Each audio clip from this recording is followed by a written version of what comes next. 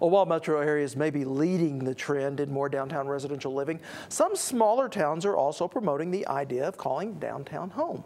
Joining me now is our Andy Barth. Rob, the Stillwater community is growing, from larger enrollment numbers at the university to new retail chains moving in. And while much of that growth is happening around the expanding city limits, some community leaders are doing their part in revitalizing the Main Street area, the heart of downtown Stillwater. Stillwater may not be a booming metropolis, but thanks to some renovation, Stillwater's downtown is getting some attention. You can't build character like this. You know, I could spend twice, actually I probably spent half as much money if we had built something new, but you could spend twice as much and still not get the character. Steel bar. Corey Williams designed the renovations for this downtown apartment and says he has a love for old buildings. The building is a 1919 building, and it's got beautiful architecture, and the bones were good enough. I hate to see buildings like that just keep devaluing and deteriorating to the point where they can't be saved. And Williams says the apartments are in high demand and will help boost downtown. We saw a need for urban living, and then we saw a beautiful building that could be preserved. And I've lived in Stillwater most of my life, and I've watched the downtown kind of go in cycles, where you would you see a lot of investment go in, and it'd be great for 10 or 12 years, and then a new strip mall or another attraction would open and would kind of pull the retail aspect out to somewhere else, and it would kind of languish for a little while. And Williams' solution is to capitalize on what downtown has to offer. I think that if we can get a good mix of social, retail, and residential down here, it will really take the ebb and flow out of the downtown area, and I really want to preserve Stillwater's downtown. Angela McLaughlin works for the city of Stillwater and was the city's first bid director.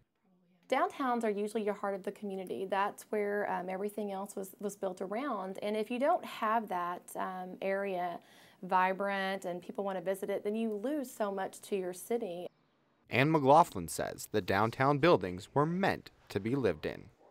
If you go back and look at the original intent of these buildings, that's exactly what they were there for. Usually the property owner was your retail operator downstairs and their family lived above. So I think it is so neat that we're going back to that original concept where, for example, District Bikes, the person who's currently running that business lives upstairs with his family in one of the apartments. So we visited District Bikes owner Bobby Wintle to get his take on living upstairs on Main Street. Was really excited, was really apprehensive about living upstairs, but man, it has made life for us right now so much easier. If we need to come down and get something done, we can together as a family.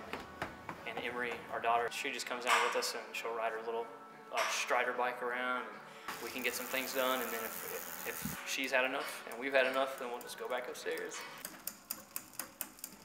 And Wintle says he and his wife have a love for old buildings too.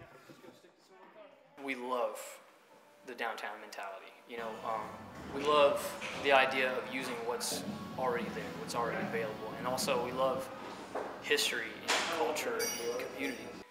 Community is number one.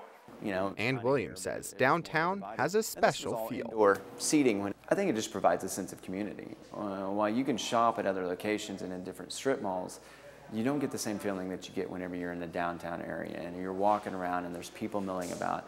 It just really, it's a sense of pride for the community. It's a sense of interaction for the community.